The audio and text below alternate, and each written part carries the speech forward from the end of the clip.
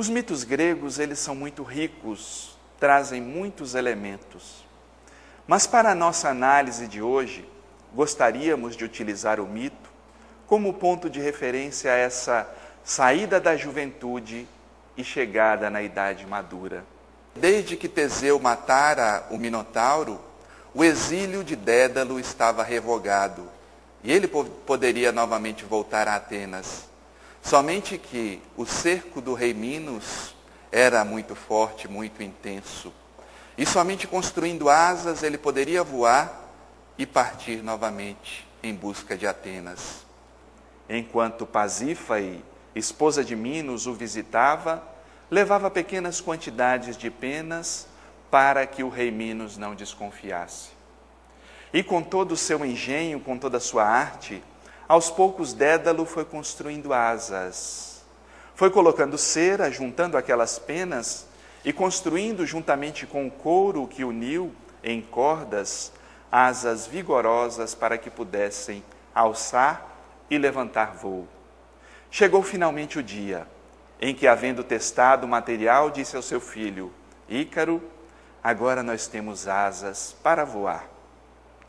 Nós iremos voar, mas temos que tomar 2 cuidados.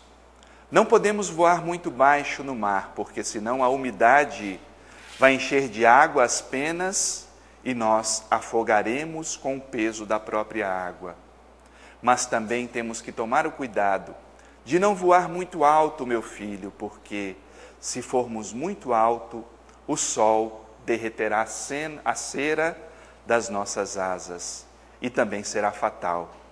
E Ícaro, como todo jovem apressado, disse ao pai: certo, meu pai, eu escutei os seus conselhos e estou ansioso para partir nesta jornada. E finalmente, quando todos os soldados não estavam ali presentes, eles levantaram voo e começaram a partir em direção a Atenas. No começo, quando Pasífae viu 2 asas sendo levantadas por cada um deles, comentou com o marido: ali vão os deuses voadores saindo em direção ao Olimpo, quando na verdade tratavam-se de Ícaro e Dédalo, que partiam em direção a Atenas. Começaram a sua jornada, passaram por diversas ilhas. Ícaro ia cada vez se entusiasmando mais com aquela jornada. E quando começava a se distanciar, o pai gritava: Ícaro, meu filho, cuidado com o sol. O sol pode derreter a cera. Estou cuidando, meu pai, estou com cuidado. Mas como são os jovens impetuosos, não ouvem os conselhos da maturidade. E certa feita, quando Dédalo, preocupado com o destino, passou a olhar a rota com mais acuidade, quando olhou para cima, percebeu que já era tarde. Ícaro se distanciara muito. E ele tentando gritar e falar com o filho, mas o filho, àquela altura, não escutava mais. E ocorreu que o próprio Dédalo previra. O sol começou a derreter as ceras das asas, e ali ele viu, de maneira muito triste, o próprio filho ser levado ao mar e morrer, com a cera que derreteu as próprias penas e a soltou. E assim finalizava a própria vida de Ícaro, e Dédalo, triste, conseguiu pegá-lo junto ao mar e levá-lo para enterrar. Depois Dédalo prosseguiu a sua jornada, retornou a Atenas e viveu por largos anos, mas sempre com a lembrança do filho Ícaro e com sua impetuosidade. Gostaríamos de utilizar o mito como ponto de referência a essa saída da juventude e chegada na idade madura. Porque trata-se de um momento de grande importância para o ser encarnado, aquele em que ele parte para a própria jornada pessoal, desprendendo-se dos vínculos com seus pais, com a família. Ele tem o dever agora de buscar construir o seu próprio clã. Mas nem sempre esses jovens impetuosos, esses jovens cheios de vida, de energia, têm a sabedoria suficiente para dar bom uso às suas forças físicas, à sua inteligência. Não construíram, às vezes, padrões suficientes para lidar com a idade adulta, mas também não podem voltar para trás e continuar como crianças, porque senão seria um retrocesso psíquico, emocional. Então, dirá Joana de Ângeles em O Ser Consciente, ao atingir a idade adulta, o ser deve estar em condições de viver as suas responsabilidades e os desafios existenciais.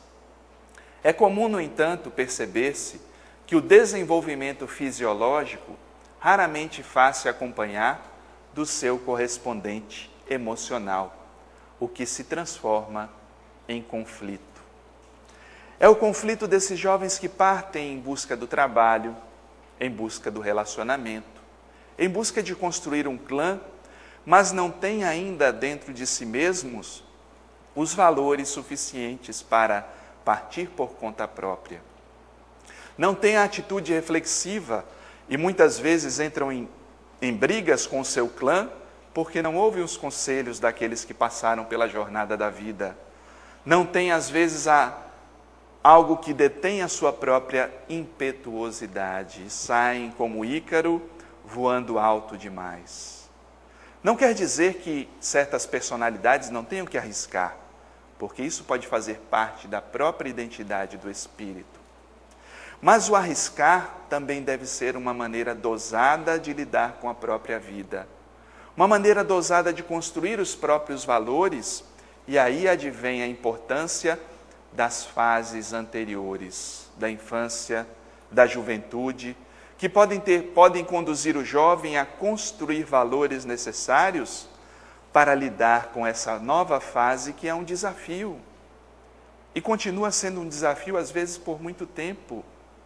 Porque, embora chegue a idade adulta, qual de nós se sente pronto, 100% preparado, quando a maturidade bate a porta?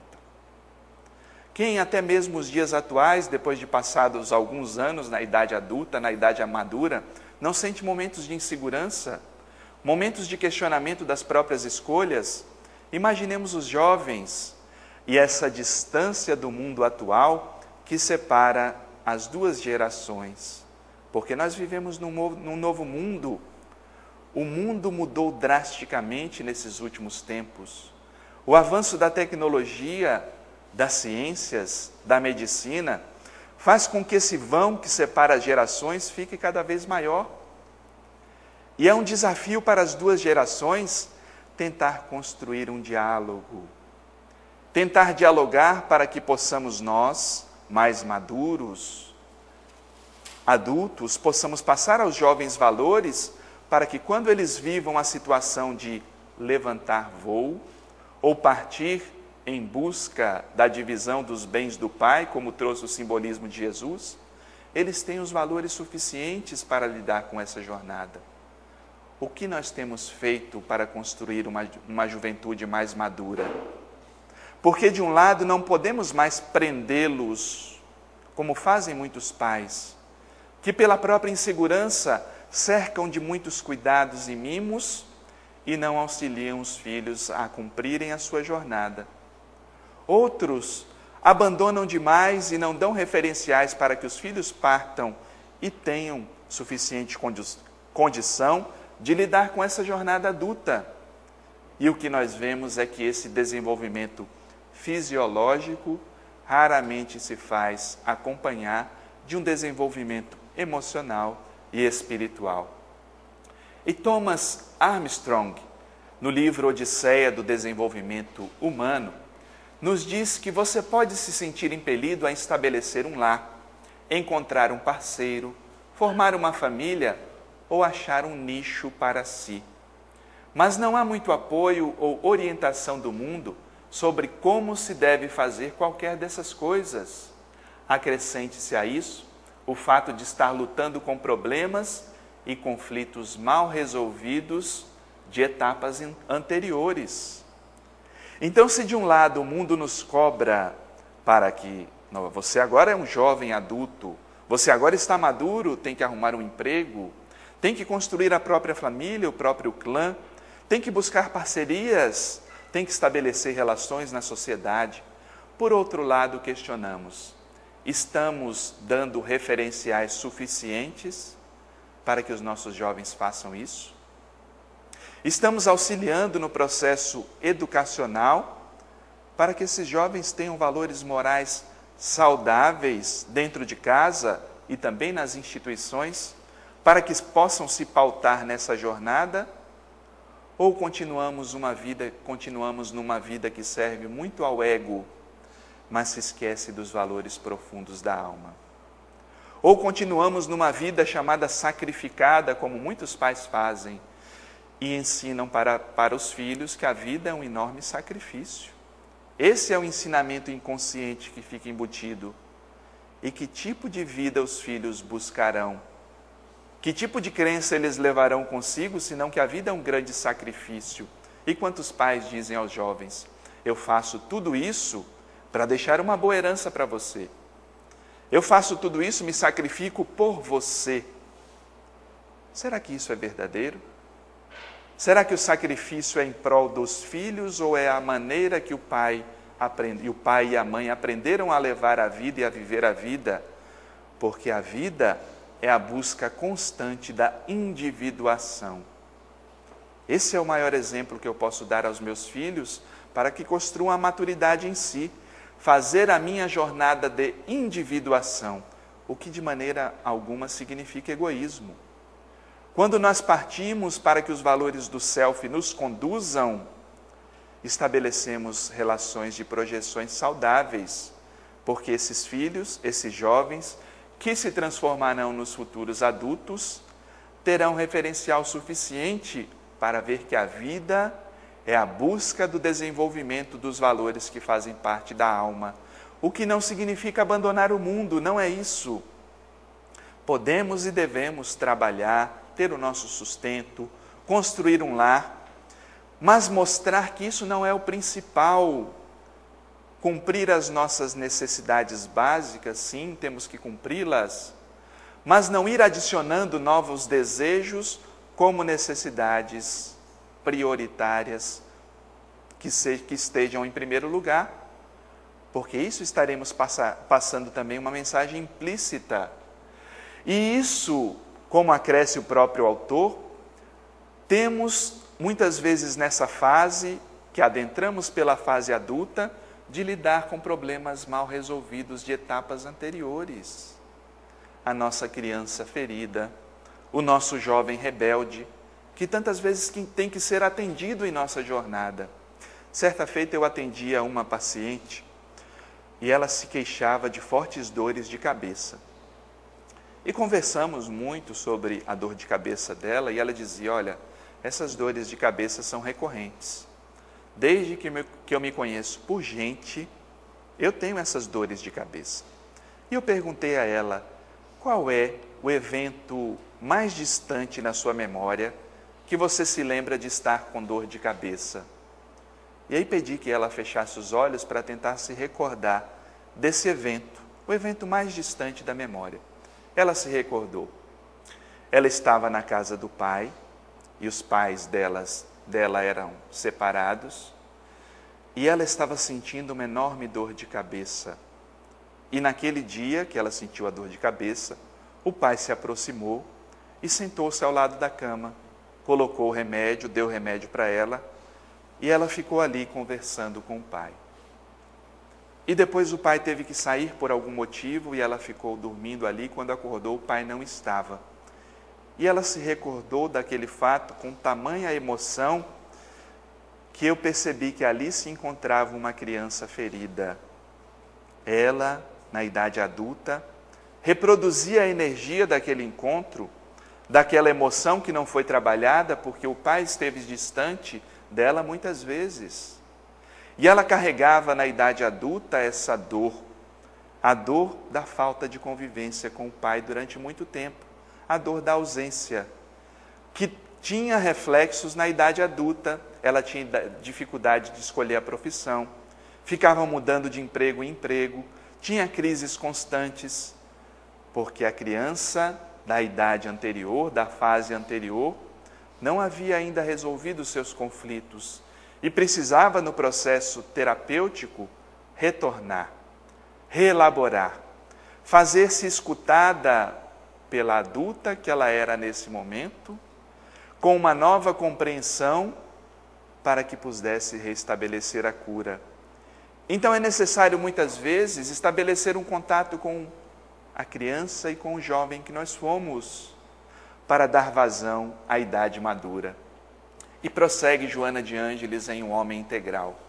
Por desinformação, ou fruto de um contexto imediatista, consumista, elaborou-se a tese de que a segurança pessoal é o resultado do ter, que se manifesta pelo poder e recebe a resposta na forma de parecer. Como a sutileza da benfeitora Joana de Ângeles nos traz reflexões profundas.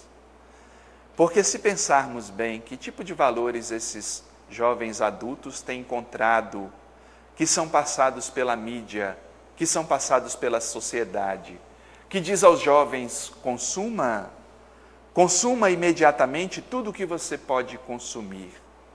Tenha ao seu redor tudo o que você pode ter. E há pouco tempo eu via a reportagem num canal de televisão de pais que levaram seus filhos, crianças da pré-adolescência e adolescentes, ao show de um ídolo infantil, da música infantil. Esses filhos estavam acampados há 3 dias, aguardando o início do show, em frente a pais que aplaudiam esse tipo de comportamento. Filhos que estavam faltando aula da escola, filhos que estavam ali em condições precárias, sem tomar banho, sem cumprir com as suas próprias obrigações. Que tipo de mensagem esse filho passa para os pais? Gastando quantidade, um valor enorme, absurdo, em frente à economia que sabemos precária do dia a dia, as dificuldades e batalhas. Não é que não se possa ceder em alguns momentos, em alguns instantes, mas que tipo de adulto está sendo construído a partir dessa postura consumista, imediatista, daquilo que eu quero agora e tem que ser agora? Essa é a cultura do ego, que constrói jovens e adultos que estão impulsionados ao ter, ao imediatismo, e que se manifesta através do poder, porque vão estabelecendo relações de poder. Quando o meu desejo tem que ser atendido, eu começo a criar teias de poder para que as minhas necessidades pessoais sejam satisfeitas a qualquer custo. E a partir disso, nós nos perguntamos aonde fica o ser em toda essa história. Temos que construir jovens saudáveis, não é deixando-os alienados do mundo, mas sentando ao lado desses jovens, desses adultos que ainda sentem seus momentos de insegurança e dizendo-os das dificuldades, mas também das possibilidades, contando a nossa história também dos desafios que enfrentamos, das crises pelas quais passamos, para que eles não se sintam isolados, para que eles possam sair desta ditadura do poder, desta ditadura do ego, desta ditadura de relações doentias que criam pessoas que mostram somente a face do parecer, a sua persona, que mostram somente a sua superficialidade, onde nós devemos construir internamente a nossa identidade mais profunda. Por isso, todos os mecanismos responsáveis pelo homem e sua sobrevivência se estribam nessas propostas falsas, formando uma sociedade de forma sem profundidade, de apresentação sem estrutura psicológica, nem equilíbrio moral. Quais são os mecanismos que podem nos levar à responsabilidade? E aí passamos a nos questionar: quantos valores nobres nós temos na doutrina espírita, por exemplo? Esses valores temos vivido em nossos lares? Temos conduzido aos nossos filhos? Temos feito e servido de exemplo na sociedade na qual frequentamos, no ambiente de trabalho? Isso é ser um instrumento ativo dentro da sociedade que habitamos. É ser uma forma de construção para que a sociedade não seja somente uma forma sem profundidade. precisamos de profundidade. Nesses dias de tamanhas crises institucionais, precisamos transformar esse mundo mostrando que nós somos seres éticos a partir do nosso comportamento, a partir da verdade que vivamos dentro do lar, a partir da verdade do que somos como pessoa e que pode servir de exemplo para o dia a dia, mesmo que tenhamos ainda as nossas limitações, porque não se cobra ainda a perfeição, mas o nosso dever é estar a caminho da construção dessa identidade que um dia possa olhar para trás e ver que suas crises são passageiras, porque conseguimos passar pelo mundo, mas não se contaminar pelas suas propostas centradas no ego. As castrações e as inibições, os conflitos não superados e as necessidades emocionais não satisfeitas contribuem para o transtorno de identidade, gerando a necessidade da projeção do papel dos mesmos nas outras pessoas. Então, esses que se adentram pela idade madura, mas ainda não desenvolveram os valores dentro de si, vão construindo relações superficiais, vão se projetando em ídolos do pé de barro. E pior, não tem profundidade suficiente para dar um novo rumo à vida. Por mais que tenham satisfeitas as necessidades do ego, são jovens, homens e mulheres que se perdem de si mesmos, se tornam neuróticos. Neurose, para Jung, significa o afastamento de si mesmo. Quando nos afastamos da nossa identidade profunda, estamos na condição de neurótico. Quem de nós não tem um pouco de neurose, no sentido de não viver essa identidade profunda? Quem de nós não tem, certos dias, alguma crise de valores? E essa crise é até um bom sinal, desde que bem aproveitada. A crise significa um chamamento da consciência de que nós nos afastamos dela.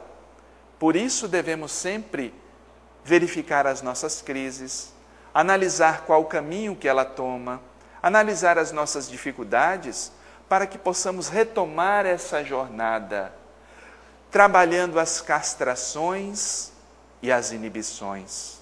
Porque se hoje nós temos a liberdade de expressão em muitos sentidos, no passado éramos castrados.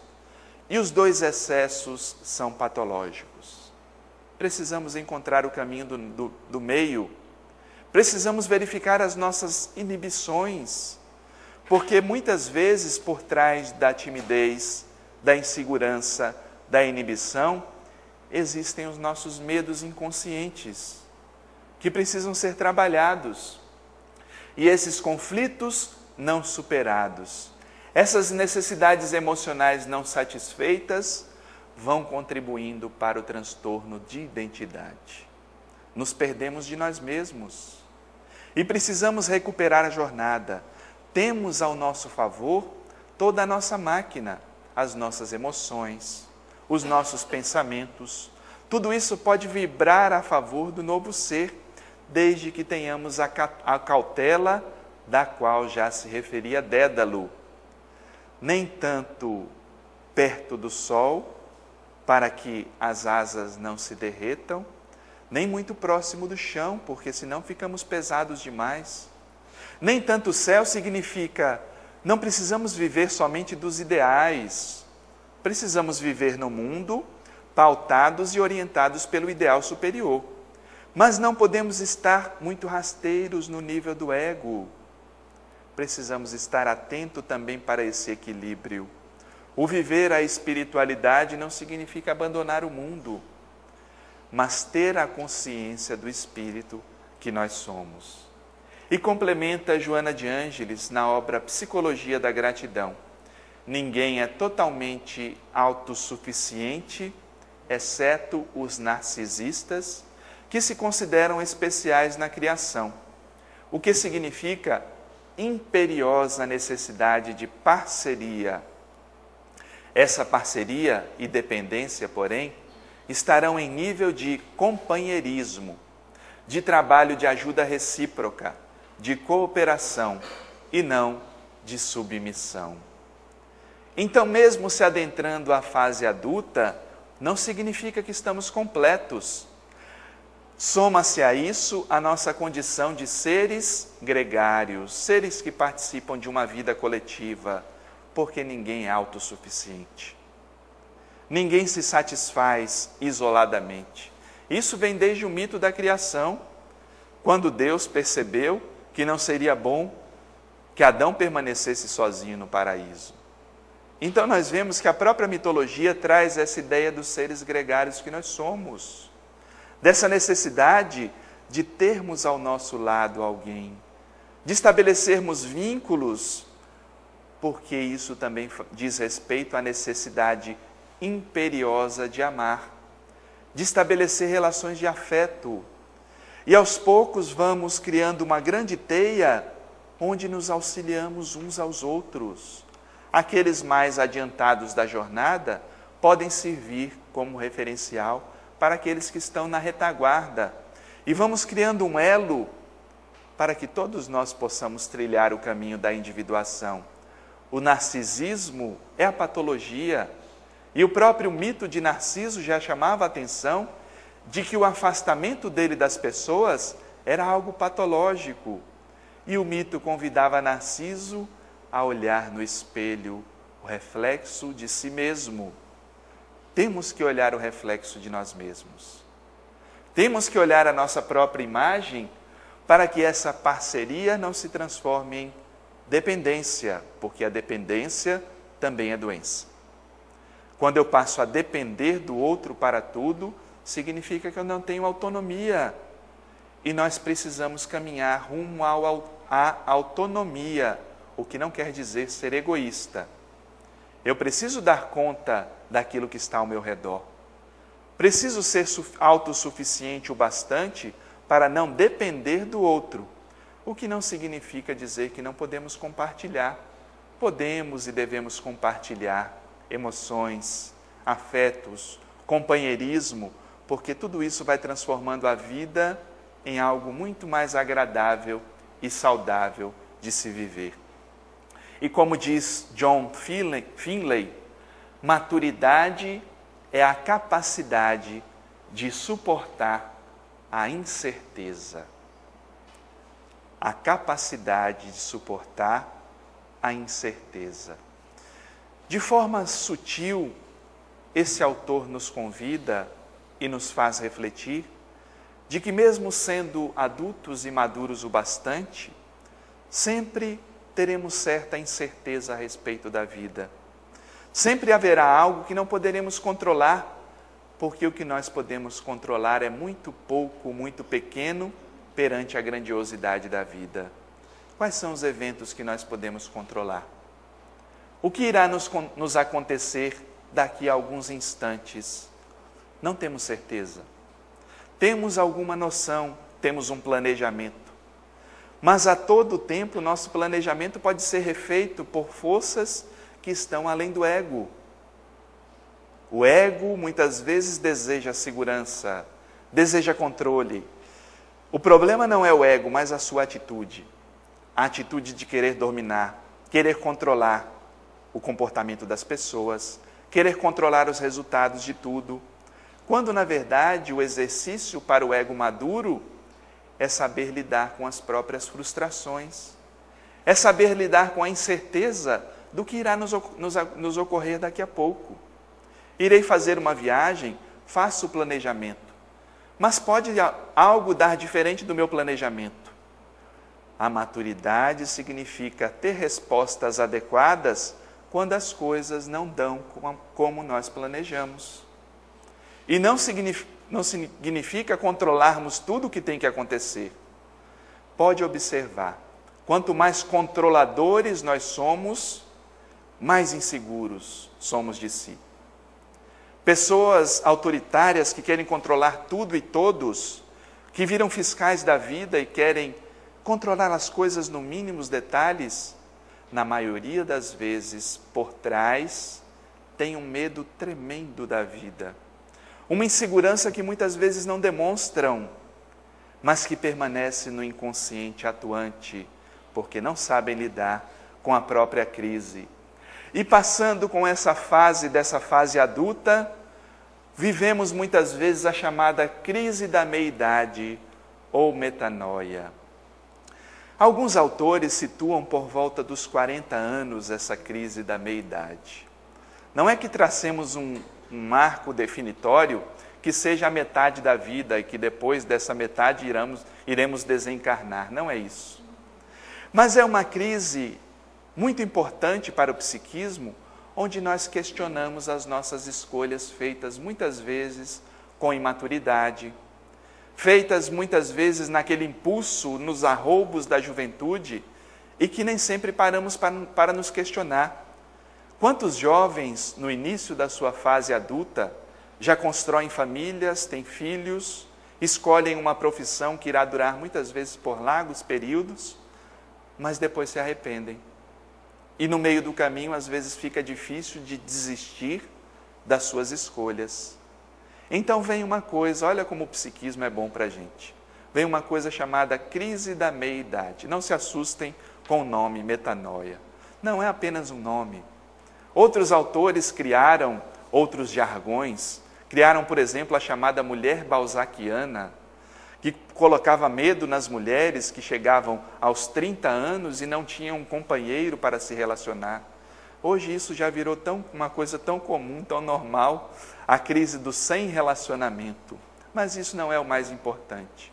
O mais importante é, na idade madura, construir um relacionamento saudável consigo mesmo. Saber que nem tudo na nossa vida segue conforme o que planejamos, mas que sempre podemos mudar o direcionamento das coisas. E que se algumas coisas são inexoráveis e não podemos transformá-las agora, não soframos por isso. Aos poucos, nós podemos incluir nas nossas vidas algo que vá satisfazendo a alma, porque agora nessa fase é a alma que conclama. Por isso, James Hollis irá nos dizer: conseguir permissão para viver a própria realidade é essencial na meia-idade.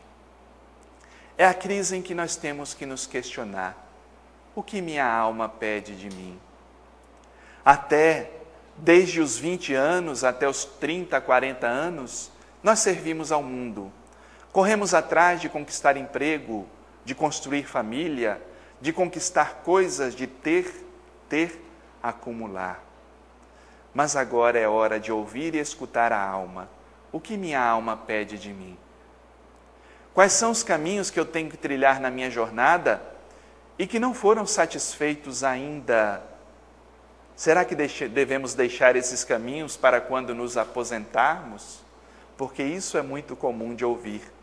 Quando convidamos pessoas a trabalhar em obras assistenciais, servirem como voluntários para a sociedade, muitos dizem: agora não posso, agora o meu emprego não deixa, agora eu tenho que construir uma herança para os meus filhos, tenho que pagar as contas do mês.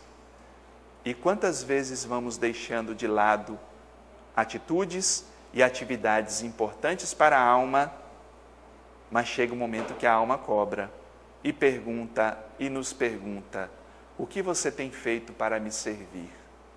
Porque até agora foi serviço a postos do ego, mas o self conclama, a alma conclama, e essa meia-idade é essencial para que façamos essa reflexão, porque mesmo enquanto o mundo exterior continua a reclamar nossos esforços, precisamos nos voltar para dentro de nós, para crescer, para mudar, para encontrar a pessoa que é o objetivo da jornada. Essa reflexão é a reflexão mais importante da chamada crise da meia-idade. É lógico que quanto mais chegarmos preparados à fase adulta, e quanto menos nos desviemos do caminho de nós mesmos, essa crise será mais breve, porque teremos muito poucas correções a fazer na jornada. Mas muitos de nós seguimos por caminhos tortuosos, desperdiçamos nossa saúde, desperdiçamos nossas energias, e quantos jovens, no vigor das suas forças, adentram-se pelos caminhos dos vícios. Perdem-se de si mesmos e vão perdendo a própria força vital. Vão deixando de lado possibilidades imensas e quando chega nessa fase verificam quantas energias perdidas e desperdiçadas. Precisamos nos voltar para dentro de nós e perguntar: quais foram mesmo as potencialidades que eu não desenvolvi e que eu gostaria de ter desenvolvido? Aonde está o artista que existe dentro de mim? Aonde está aquele que tem uma vida saudável? Aonde está aquele que se dedica ao próximo? Onde está aquele que ama? Porque muitas vezes chegamos nessa etapa da vida como seres fechados, que não têm alegria de viver, que não têm uma vida saudável, cheios de conflitos existenciais, porque ainda não tivemos a coragem de questionar a nós mesmos, de ouvir a nossa criança ferida, de dar vazão às emoções que sobrevivem e vivem dentro de nós. Portanto, conclui Joana de Ângeles em Encontro com a Paz e a Saúde: a crise é uma necessidade sociológica e psicológica, facultando melhor aproveitamento das oportunidades existentes, ensejando a coragem para serem realizadas mudanças de paradigmas, assim como de condutas. De que forma nós temos aproveitado as nossas crises existenciais? Temos transferido aos outros a possibilidade de solução dessas crises? Ou nós mesmos temos feito o caminho da reflexão e colocado um pouco mais de tempero na nossa vida, o tempero da alegria, o tempero da saúde, o tempero do bem viver, porque a sociedade precisa muito disso. Ícaro não ouviu o conselho do pai Dédalo, que dizia: meu filho, preste atenção, não siga muito próximo ao sol, porque as asas derreterão e você perderá a vida. Não siga também, meu filho, muito próximo ao chão, ao mar, porque a asa pegará a umidade e também você correrá risco de vida. E nós, de que forma temos conduzido a nossa vida? Temos fugido do mundo, ido alto demais? Ou temos estado muito rasteiro próximo ao ego, perdendo o contato com o self que nos direciona? Porque assim como Dédalo esculpia nas praças de Atenas e de toda a Grécia as belas esculturas, nós temos como tarefa esculpir a nossa própria personalidade, retirando os excessos, as arestas, aformoseando as formas que ainda não estão belas, dando vazão à nossa energia e criando asas para a vida. E quando não houver solução para os seus conflitos, olhe para o alto e comece pouco a pouco a construir as próprias asas, ouvindo a voz da consciência, para que possa finalmente sair do labirinto das próprias crises existenciais.